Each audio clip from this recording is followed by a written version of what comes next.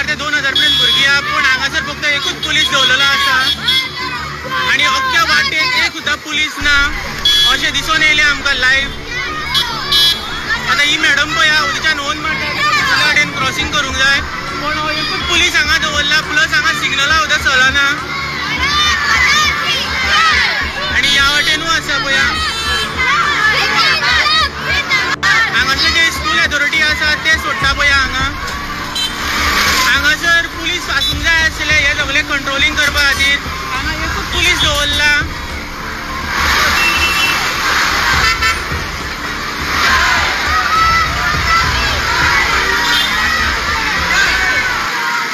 जेन्ना एका पॉलिटिशनाची रॅली आसता तेन्ना अख्खो गोवा पुलीस फोर्स त्या पॉलिटिशनाक सेक्युरिटी दिवपा खातीर धांवता अशें दिसून येता. पूण जेन्ना आझाद मैदान टू कला एकेडमी जेन्ना स्कुलाची रॅली वयता, अरावंड 1000 स्टुडंट्सांची रॅली वयता, तेन्ना फक्त 3 पुलीस आमकां थंय दिसले.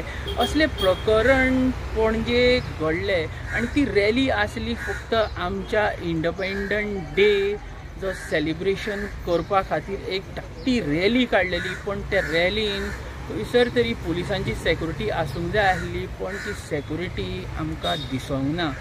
तुमी पळयात, तुमी विचार करा, जाता तितको शेअर करचो हो व्हिडिओ, कित्याक झगल्यांक रायट आसा प्रॉपर सेक्युरिटी मेळपा खातीर.